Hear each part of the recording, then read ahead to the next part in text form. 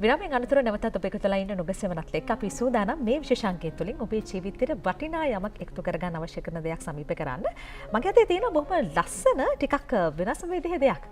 බලන්න ඔබ හිතන්න මොකද්ද මේ කියලා. මේ තමයි මැජික් අත් බෑග් එකක්. කෙනෙක්ට හිතෙන්න පුළුවන් මොකද්ද මේකේ තියෙන මැජික් එක කියලා. ඔන්න මම පෙන්වන්නයි හදන්නේ. මෙන්න මේ හින්දා තමයි අපි මේකට මැජික් බෑග් එකක් කියලා කියන්නේ. මේ බලන්නකෝ. අපි මේ විශේෂාංගය තුළින් ඔබට කියලා දෙන්න හදන්නේ මෙන්න මේ විදිහට ඊටාම සුළු විදිහට අපි හකුලවලා තිබිතේ පුංචි බෑග් එක තරමක් විශාල බෑග් එකක් විදිහට තමයි අපිට අවසාන වශයෙන් දැක ගන්න පුළුවන්. ඉතින් මෙන්න මේ නිර්මාණය තමයි අපි ඔබට මේ විශේෂාංගය තුළින් කියලා දෙන්න හදන්නේ. මේ ගැන කතා බහ කරන්න අපිත් එක්ක එකතු වෙලා ඉන්නවා ප්‍රවීණ අත්කම් නිර්මාණ ශිල්පිනී නිර්මලා දිසානායක මහත්මිය. නුගසෙවණට නම් ඇය අමුත්‍යක් නෙවෙයි ඊටාම ගෞරවයෙන් ආයුබෝවන් කියන ගමන් සුබ දැසන. සුබ දැසනක් ආයුබෝවන්. මීට කලින් අපේට මැජික් අත් බෑග් මම හිතන්නේ දෙවතාවක්ම හදන විදිය කියලා දුන්නා. මේ තමයි 3 වෙනි අත් බෑග් එක. අපි මුලින්ම අවශ්‍ය කරන දේවල් ටික එහෙනම් මතක් කරමු. ඔව් මේක කරන්න එච්චර ලොකු රෙදි අවශ්‍ය වෙන්නේ නැහැ. සාමාන්‍ය බෑග් එක නිර්මාණය සාමාන්‍ය බෑග් එකක් තමයි මේ බෑග් එක නිර්මාණය කරගන්න අඟල් 20ක් දිග 14ක් උස රෙදි කොටස් දෙකක් අවශ්‍ය වෙනවා. මම ඒක කපාගෙන ආවා. ඊට පස්සේ ඒකට අපිට ටැපට වගේ ඉතාමත් සැහැල්ලු රෙද්දකින් ලයිනින් අවශ්‍ය වෙනවා. ඊළඟට ඒකේ පතුල නිර්මාණය කරගන්න අඟල් 13ක් දිග අඟල් 6ක් පළල රෙදි කොටසක් ඕඩ වෙනවා. පතුල ටිකක් අර ඝනකම්ම තියෙන නිසා මම මේකට ස්ටිප් කෑල්ලක් භාවිතා කරලා තියෙනවා. ඒකට චුට්ටක් ඝනකම හිටින්න ලයිනින් එකක් භාවිතා කරලා තියෙනවා. ඊටාම සුළු වශයෙන් තමයි අපිට මේ අමුද්‍රව්‍ය ටික අවශ්‍ය වෙන්නේ. ඉතින් මෙන්න මේ දවල් එකතු කරලා තමයි අපි මෙන්න මේ කියන මැජික් බෑග් එක හදාගන්න විදිය ඔබට කියලා දෙන්න හදන. අපි පළවෙනි පියවරට එන යන්න සූදානම්. එතකොට දැන් මේ ඉස්සෙල්ලාම පතුලට මේ ස්ටිප් එක තියලා ලයිනින් එක තියලා අපි චුට්ටක් වටේ මහ ගන්න ඕන. මේක වෙනස් වෙනවට. ඊට පස්සේ මම මේ පතුල අලංකාර කරන්න මෙන්න මේ වගේ රැලි කරගත්ත රෙදි පටියක් භාවිතා කරලා තියෙනවා. මේක ඔයගලන්ට කරගන්න පුළුවන් අඟල් 3ක් පල්ල රෙද්දක් අරගෙන දෙකට නවලා ඈතින් ප්ලීට්ස් තියාගෙන මහගෙන යන්න පුළුවන්. ඊට පස්සේ මේක අපි ඉස්සෙල්ලාම මෙන්න මෙතෙන්ට තියලා මේ විදියට අල්ල ගන්නවා. අපි බෑග් එකේ අඩිය කොටසේ නිර්මාණය කරන්නේ හොඳ පිටපැත්ත උඩට හිටින්න තියලා මෙන්න මේ විදියට අපි මහගෙන යනවා. ඊටම වැදගත් නිර්මලා මහත්මිය සඳහන් කරපු විදිහට අපි හොඳ පැත්ත තමයි මෙන්න මේ විදිහට මතු පිටට හිටන විදිහට මහගෙන යන්නේ.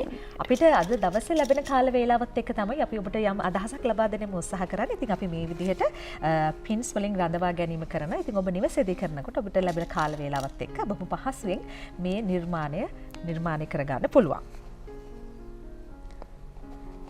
මේ විදිහට වටේටම අපි පින්ස් ගහලා මේ මහ ගන්න ඕන. පළමුවෙන්ම ෆ්‍රිල් එක. නිර්මලා මහත්මිය අපි අතරතුර මතක් කරමු දැන් මේ වගේ අත් බෑග් එකක් වෙනුවෙන් අවශ්‍ය කරන අමුද්‍රව්‍ය කොයි වගේද කියලා.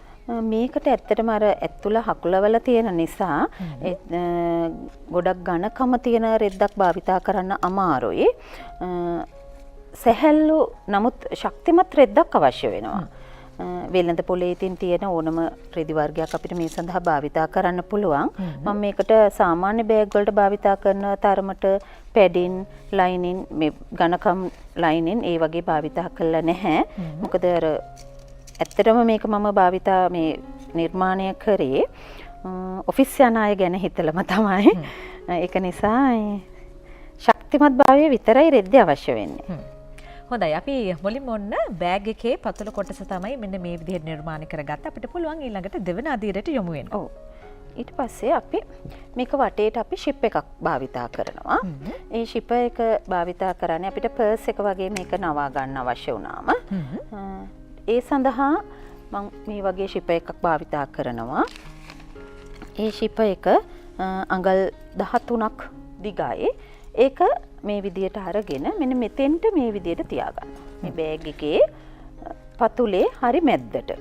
බෑග් එකේ පතුලේ හරි මැදින් තමයි අපි ෂිප් එක රඳවන්නේ. මෙන්න මේ විදියට ඉස්සෙල්ලාම තියලා අපි මෙතන හොඳට ටැග් කරගන්න ඕන. ඊට පස්සේදී මේක වටේට අපි මේ විදියට ෂිප් එක අල්ලනවා. මේ විදියට. අපි ඔන්න ඔය ආකාරයෙන් තමයි ෂිප් එක රඳවා ගැනීම කරන්නේ. අපි එතනදිත් මම හිතන අපි අත් බෑග් එකේ ශක්තිමත් භාවය උදෙසා ටිකක් ඝනකම් ෂිප් එකක් පාවිච්චි කරන්න ඕනේ නේ. ඔව් ඝනකම් ෂිප් එකක් භාවිතා කරන්න ඕන.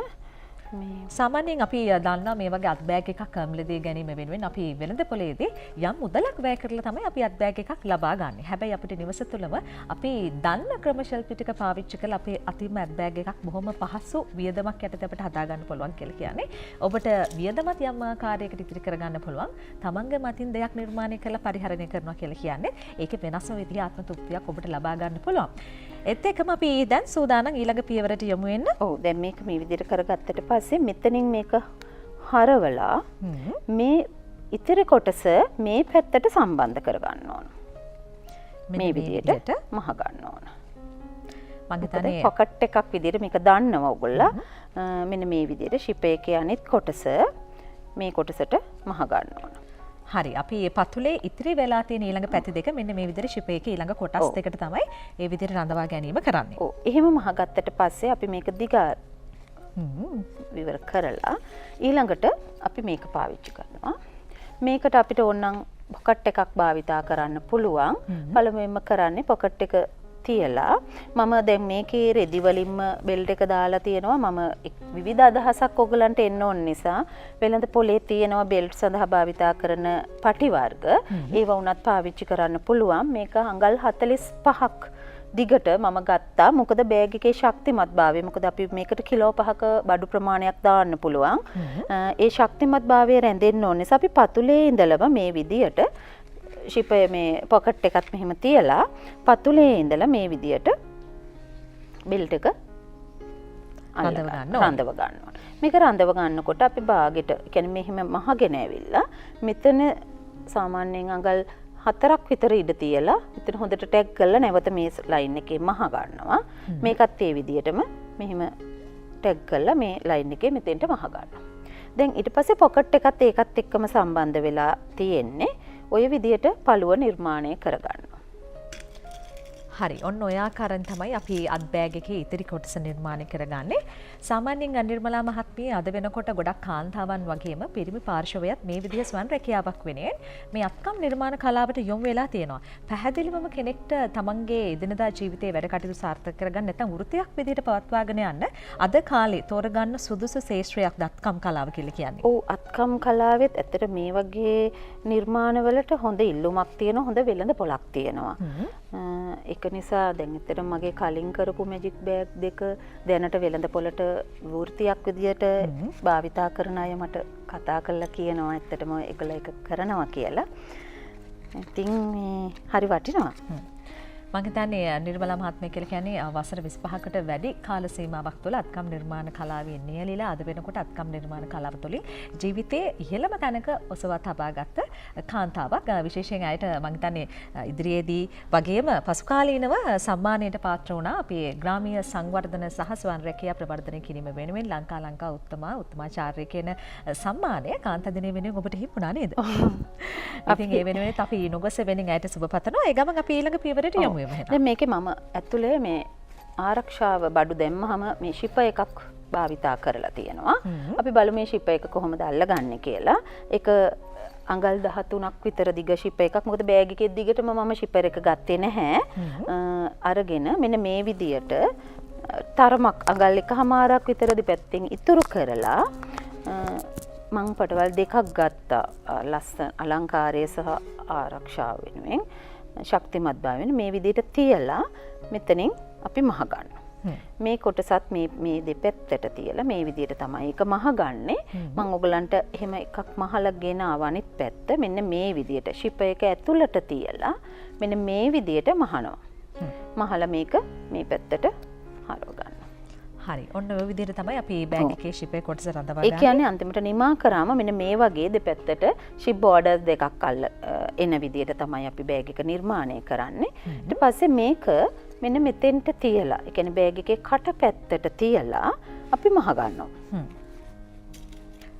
හොඳයි මේ ඔබ දකින්නේ ෂිප් එකේ ඉතිරි කොටස නිර්මාණය කරගන්න ආකාර. අපි ඊට කලින් සූදානම් වෙලාව බලලා අපවසාවක් නොගසවනත් එක්ක එකතු වෙමු.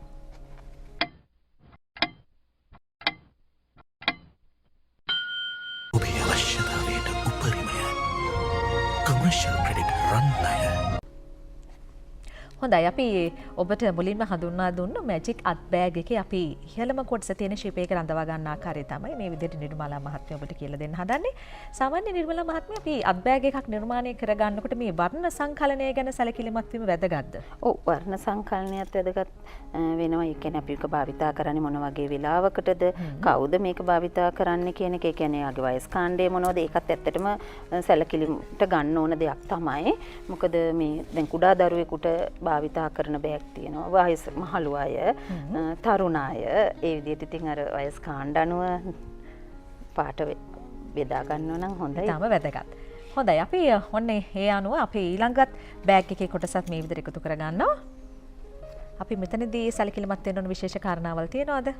ඔව් නෑ එහෙම විශේෂ දෙයක් නැහැ. මේක සාමාන්‍ය විදියට මේ විදියට මෙන්න මේ මේක දැන් ගොඩක් අය දන්නවා. ඇත්තටම දැන් කරලා බෑග්ස් මහලා අවබෝධයක් තියෙන අය. ඒගොල්ලන්ට ඇත්තටම අවශ්‍ය වෙන්නේ මේකේ මෙෂර්මන්ට් එක සහ අර මූලිකව මේක මහගන්නේ කොහොමද කියන දල සැලැස්ම ඉදිරිපත් කරන එක විතරයි.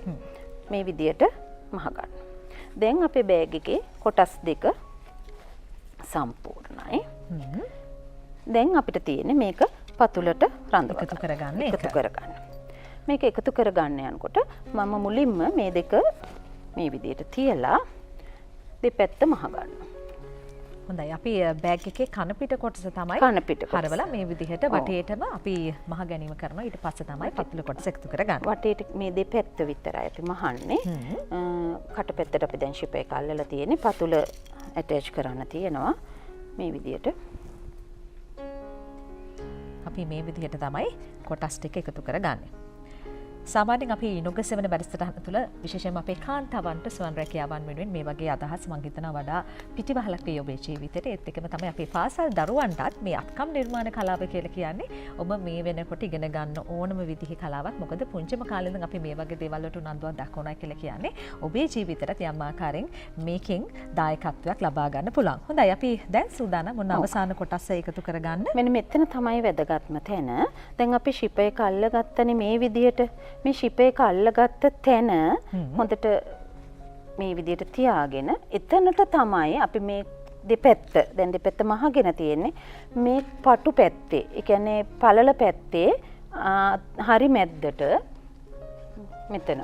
ඒ කියන්නේ මේ මූට්ටුව එන විදිහට අපි මේක තියාගන්න. මෙන්න මේ විදිහට.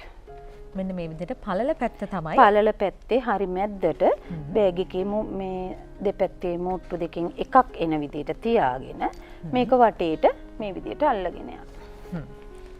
ඔන්න ඔය විදිහට තමයි අපි පතුල කොටස වටේටම මහ ගන්න ඕනේ.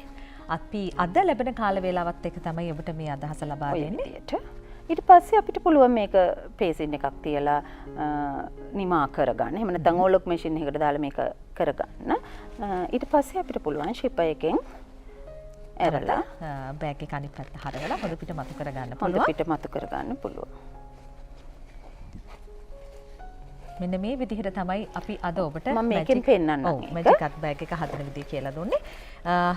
ඔබ ගෙදරදී බොහොම පරිස්සමින් බෑග් එක මැහුවට පස්සේ මෙන්න මේ විදිහට තමයි අපි නැවත හොඳ පිට මතු කරගන්න. ඔන්න නිර්මලා මහත්මිය ඔබට ඒ පිළිබඳව කියලා දෙනවා. මේ විදිහට නිමාවක් දාලා මෙහෙම බෑග් එක මහ ගන්නවා. මහ ගත්තට පස්සේ අපිට පුළුවන් බෑග් එක මේ පැත්ත හරව ගන්න. මෙන්න මේ විදිහට තමයි ඔබට අවසන් නිමාව දැක ගන්න පුළුවන්. සාමාන්‍යයෙන් අපි එදිනදා ජීවිතේ රැකියා කටයුත්තක් වෙන්න පුළුවන්. අපි වෙළඳ පොලකට යන අවස්ථාවක උනත් අත් බෑග් ගොඩාක් අපිට ටිකක් බරින් වැඩි බෑග් රඳවාගෙන යන එක ටිකක් අපහසුයි. දැන් මේක ඊටාම සැහැල්ලු බෑග් එකක්. අපිට මේක හක්කොලවල තවත් බෑග් එකක් තුල අපිට රඳවගෙන යන්න පුළුවන්. ඒ නිසා මේකේ වාසි ගොඩක් තියෙනවා. ඔබට පුළුවන් නම් නිවසේදී මේ අත් බෑග් එක අත්දා බලන්න. ඔබට ප්‍රතිඵල ගොඩක් ළඟා කරගන්න පුළුවන්. ඉතින් අද දවසේ මේ විදිහට මේක හකුලවලා මෙහෙම නවලා එතන රඳව ගන්නවා. මේක රඳවගෙන අපිට පුළුවන් මේක පිළිවෙලකට නවලා ඊට පස්සේ මෙහෙම මෙන්න මේ විදිහට නවලා මේකත් හකුලව ගන්න. හරි මං හිතන්නේ ඒකත් ඊටම වැදගත්. දැන් බෑග් එක මැහුව වගේ මොක අපි කොහොමද නැවත වතාවක් එකට එකතු කරලා හකුලව ගන්න කියන එකත් ඔබට යම් ගැටලුවක් තිබුණා. මොන්න ඒ පිළිබඳ තමයි අය කියලා දුන්නේ. මේ තියෙන්නේ ඒ විදිහටම ලන්ච් බෑග් එකකට ඒක ඔයගලන්ට අදහසක් ගන්න මම කරගෙන ආවේ. ඒක ලන්ච් බෑග් එකක්. ලන්ච් ගෙනියන්න සුදුසු විදියට තමයි නිර්මාණය කරලා තියෙන්නේ. ඒකත් ඒ විදිහටම තමයි මහන්නේ. හරි. එහෙනම් අපි මේ විශේෂාංගය තුළින් මේ වගේ මැජික් අත් බෑග් නිර්මාණය කර ගන්න ආකාරය තමයි අපි ඔබට කියලා දුන්නේ. අපිත් එක්ක මේ ගැන කතා බහ කරන්න එකතුනේ ප්‍රවීණත්කම් නිර්මාණ ශිල්පී නිර්මලා දිසානායක මහත්මිය. දෙවෙනි ස්තුතිය අද දවසේ අපිත් එක්ක එකතු වුණාට අපි සමුගන්න කලින් මතක් කරමු මේ සම්බන්ධයෙන් ඔබට යම් ගැටලුවක් තියෙනවා නම් ඒව සම්බන්ධ කරගන්න දුරකථන අංකය 071 054 26 22. හොඳයි. ඒ දුරකථන අංකයට ඔන්න පුළුවන් ඔබට ඇත් එක්ක කතා බහ කරන්න. අපි සූදානම් කෙටි විරාමයක් ලබා ගන්න. විරාමයෙන් අනතුරු නැවතත් එකතු වෙමු.